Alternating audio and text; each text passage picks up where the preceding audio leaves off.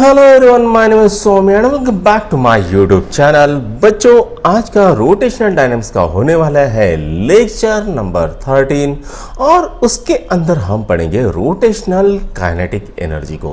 बच्चों, इससे पहले आपने क्लास 11th में लीनियर काइनेटिक एनर्जी के बारे में पढ़ा है और वो लीनियर काइनेटिक एनर्जी क्या होती है? तो वो होती है kinetic energy is equal to half mv²। यहां पर m क्या होता है? तो m होता है मास ऑफ एन ऑब्जेक्ट और v क्या होती है? Velocity of an object. मान लीजिए कोई एक ऑब्जेक्ट है जिसका मास है m और ये किसी वेलोसिटी v से जा रहा है, तो हम कहेंगे इसके पास कितनी काइनेटिक एनर्जी है? तो उसके पास काइनेटिक एनर्जी है हाफ mv²। अब बात करते हैं रोटेशनल काइनेटिक एनर्जी की। तो रोटेशनल काइनेटिक एनर्जी को बच्चों हमें एक डिस्क बनानी पड़ेगी। एक मान लीजिए ये कोई ऑब्जेक्ट है और इस ऑब्जेक्ट के अंदर से एक्सिस ऑफ रोटेशन पास हो रहा है। अब ये जो ऑब्जेक्ट है इस एक्सिस ऑफ रोटेशन के अलॉन्ग ओमेगा से घूम रहा है, तो यहां पर रोटेशनल काइनेटिक एनर्जी क्या आएगी? तो रोटेशनल काइनेटिक एनर्जी आएगी हाफ आई ओमेगा²। आई क्या है? तो आई है मोमेंट ऑफ इनर्शिया और ओमेगा क्या है? तो ओमेगा है एंगुलर वेलोसिटी। अब हमें क्या देखना है, ये जो रोटेशनल काइनेटिक एनर्जी है ये आई ओमेगा² इंटू हाफ किस तरह से है ये हमें निकालना है। तो आइए देख लेते हैं इसका प्रूफ। तो प्रूफ के लिए हम क्या करते हैं, प्रूफ के लिए इस डायग्राम को हम फिर से बना लेते हैं। तो ये हम फिर से इस डायग्राम को बना लेंगे। ये मान लीजिए कोई ऑब्जेक्ट है और इसके अंदर से ये एक्सिस ऑफ रोटेशन पास हो रहा है। अब ऐसा समझ लेते हैं इसके अंदर n नंबर ऑफ पार्टिकल है। इस ऑब्जेक्ट के अंदर n नंबर ऑफ पार्टिकल है। मान लीजिए ये एक पार्टिकल है, ये एक पार्टिकल है, ये एक पार्टिकल है, ये एक पार्टिकल है और ये एक पार्टिकल है। इस पार्टिकल का मास समझ लेते हैं m1, इसका समझ लेता है m2, इसका समझ लेता है m3 और इसका समझ लेता है mn। ऐसे बहुत सारे पार्टिकल हैं, हमने अभी सिर्फ 4 पार्टिकल दिखाए हैं। अब ये जो पार्टिकल है इस एक्सिस ऑफ रोटेशन के अलॉन्ग इस रेडियस के ऊपर रोटेट कर रहा है। इसको मान लेते हैं r1, इसको मान लेते हैं r2, इसको मान लेते हैं R3 और इसको मान लेते हैं Rn। तो बच्चों हमें एक चीज पता है, जो V और ओमेगा का रिलेशन क्या होता है? तो V is equal to R omega होती है। V क्या है? तो V है लीनियर वेलोसिटी, R होती है रेडियस ऑफ रोटेशन और ओमेगा होती है एंगुलर वेलोसिटी। अब बच्चों जितने भी पार्टिकल्स हैं उन सब की हर एक की अलग अलग वेलोसिटी होगी।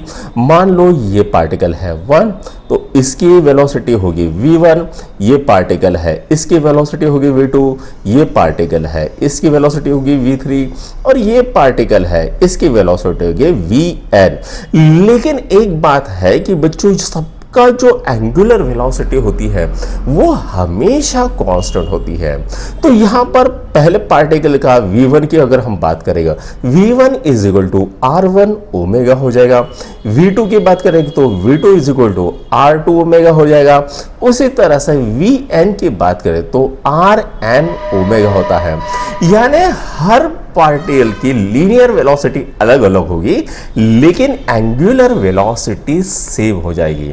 अब हमको निकालना है kinetic energy of first particle. तो सबसे पहले लिखेंगे linear kinetic energy of first particle और ये क्या हो जाता है? वो होता है हाफ m1 v1²। राइट।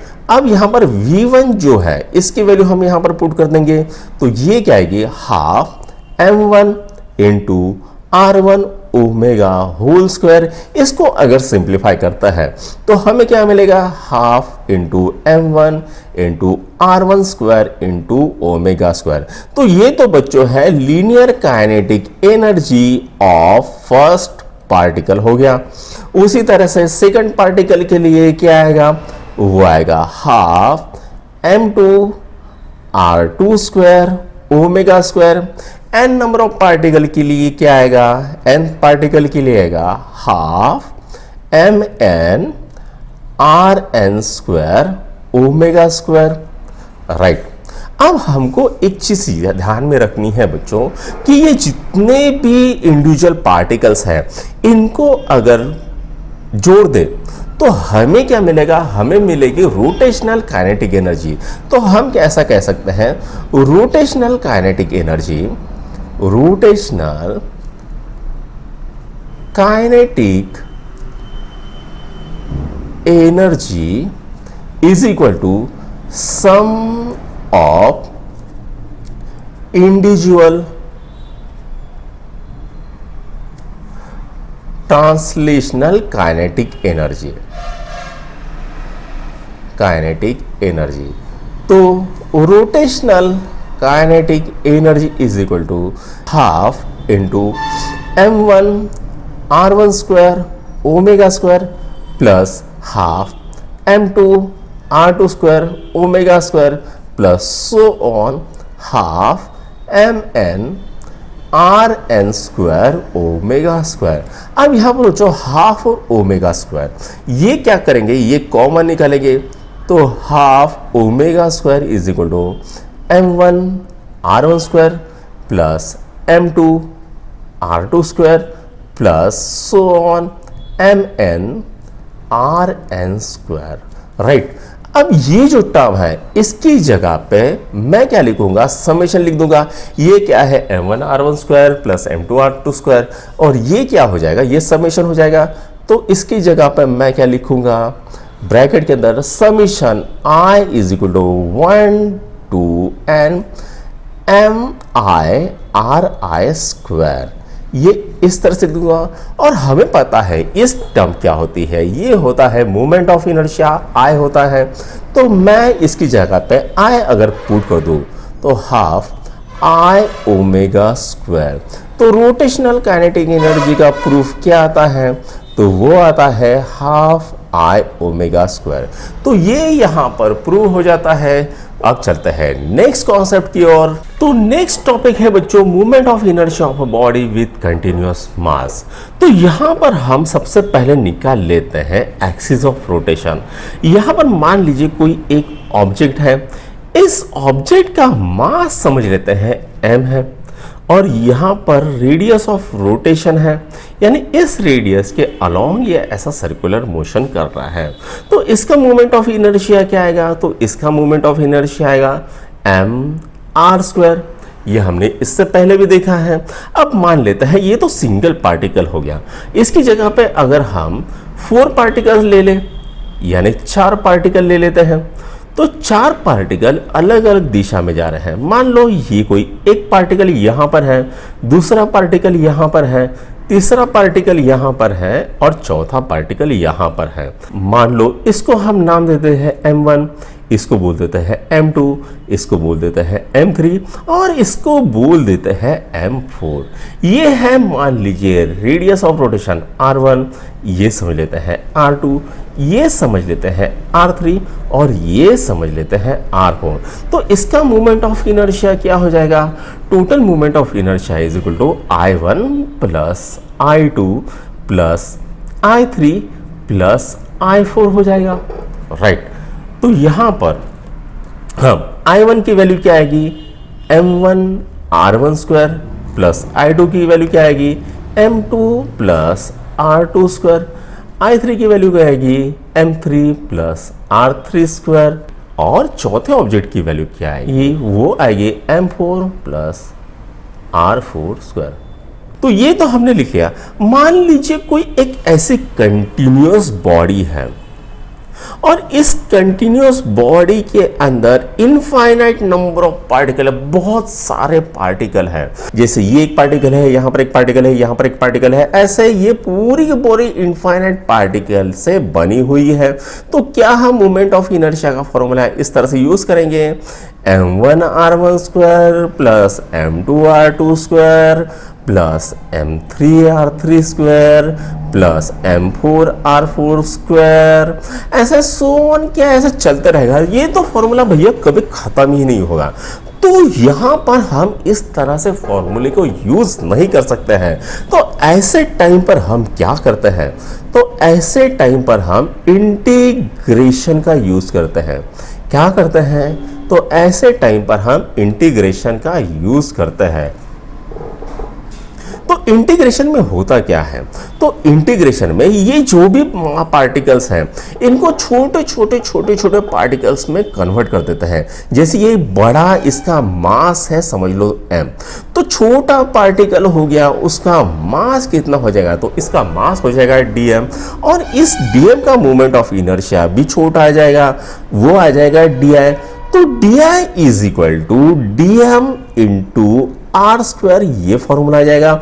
ये क्या है, रेडियस ऑफ रोटेशन r है। अच्छा, अब हम क्या करेंगे, हम करेंगे इसको integrate, di is equal to integrate R square dm कर देंगे। और जब हम इंटीग्रेशन को सॉल्व करते हैं आर स्क्वायर को बाहर निकाल लेंगे, तो di का इंटीग्रेशन क्या होता है, वो होता है i R square integration of dm। तो इंटीग्रेशन ऑफ dm क्या हो जाएगा, तो वो हो जाएगा m हो जाएगा। तो आर स्क्वायर इंटू एम लिख देंगे।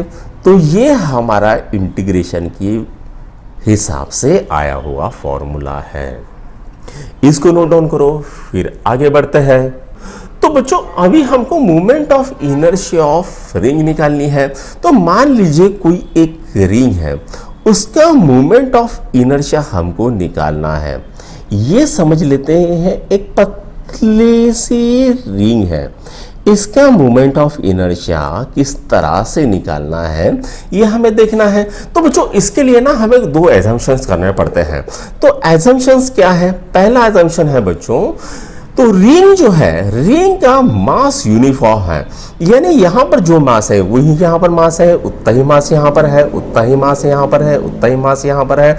ऐसा थ्रू आउट इस रिंग का मास यूनिफॉर्म है। तो हम लिखेंगे पहला assumption, ring is having uniform mass, ring is having uniform mass। दूसरा है इसकी जो थिकनेस है, ये थिकनेस बिल्कुल ही निग्लिजिबल है। तो लिखेंगे having निग्लिजिबल थिकनेस, यानी इसकी जो थिकनेस है बहुत ही कम है, ना के बराबर है, ऐसा मान के चलते हैं। तो ये जो दो एजम्पशन है ये हमको देखना है। अब करते हैं बच्चों, इस पॉइंट को बोल देते हैं ए, इस पॉइंट को बोल देते हैं बी, और इस पॉइंट को बोल देते हैं सी। तो moment of inertia at C is equal to moment of inertia at A is equal to B. ये क्या आएगा, तो ये आएगा एम आर स्क्वायर। तो यहां पर m क्या है और r क्या है ये हमें देखना है। तो m है बच्चों टोटल मास ऑफ ऑब्जेक्ट, और r क्या है, तो r है रेडियस ऑफ रिंग। r क्या है, तो r है रेडियस ऑफ रिंग। तो यहां से यहां तक का जो रेडियस है उसको हम बोलेंगे रेडियस ऑफ रिंग, और इसका टोटल जो मास है वो m है। तो अब हमको निकालना है ये जो फॉर्मूला आया ये किस तरह से आया, इसके पीछे क्या लॉजिक लगा। तो सबसे पहले हम बात करते हैं, इस डायग्राम को फिर से निकाल लेते हैं। तो इसको हम फिर से निकाल लेते हैं। तो यहां पर हम क्या करेंगे, इस रिंग को छोटे छोटे छोटे छोटे टुकड़ों में बांट देंगे। ऐसे इनफाइनाइट छोटे छोटे टुकड़ों में इसको हमने बांट दिया। ये जो छोटा टुकड़ा है इसका मास मान लेते हैं dm। कितना मास मान लेते हैं dm, और इस सेंटर से यहां पर का जो डिस्टेंस है उसको हम बोलेंगे कैपिटल R। तो बच्चों जो इसका जो छोटा मास है dm, इसका मोमेंट ऑफ इनर्शिया भी बहुत छोटा आएगा, और वो आएगा di। तो di is equal to dm into R square, ये फॉर्मूला निकल के आता है। तो यहां पर for total movement of inertia, for total moment of inertia, integration di is equal to integration dm into r square, ये आ जाएगा। तो इंटीग्रेशन ऑफ डी आई क्या होता है, तो वो होता है आई। अब आर स्क्वायर को हम बाहर निकाल लेते हैं, इंटीग्रेशन ऑफ डी एम, तो वो क्या होता है, वो होता है एम, तो ये आ जाएगा एम आर स्क्वायर इंटू आई। तो यहां पर ये प्रूफ कंप्लीट होती है। Moment of inertia of ring को इस तरह से निकाला जाता है। अच्छा, हमने इसको प्रूफ करके तो नाम दिया ही नहीं है, तो वो भी दे देते हैं प्रूफ, राइट। अब हमको निकालना है moment of inertia of disc, तो वो कैसे निकालते हैं वो भी देख लेते हैं। तो बच्चों अभी हमें निकालना है moment of inertia of disc, यानी कोई डिस्क है उसका मोमेंट ऑफ इनर्शिया क्या होता है वो हमको निकालना है। तो इसके लिए हमने ये डिस्क बना ली है। अब हमें क्या करना है बच्चों, सबसे पहले इसकी निकालनी है surface density.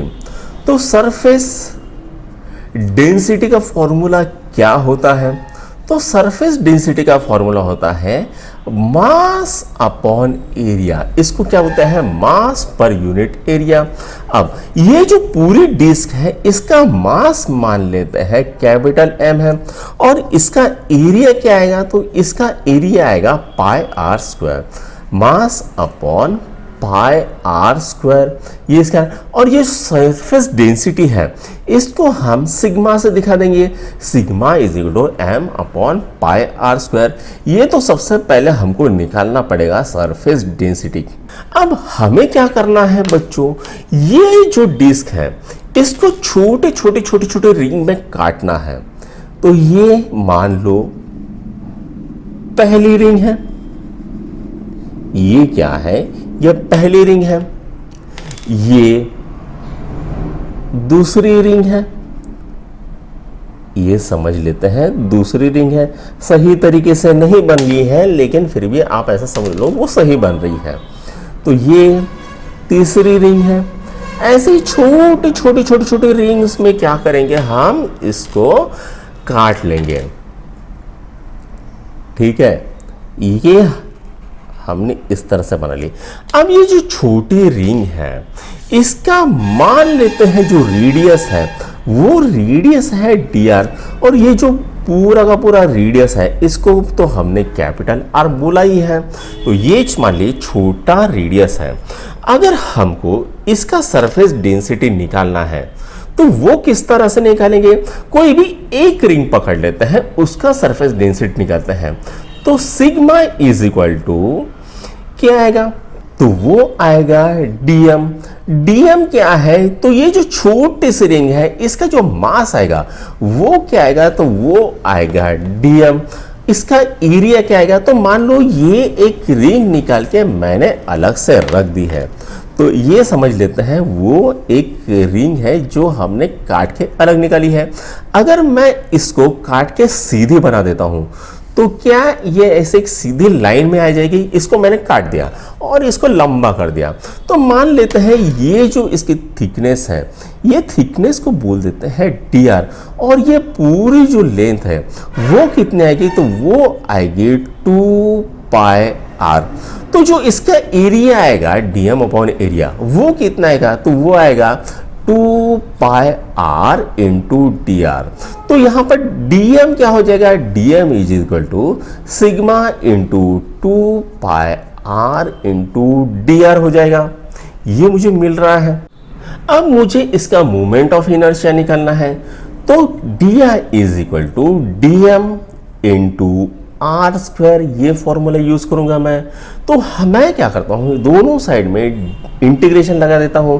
D I is equal to integration dm into R square.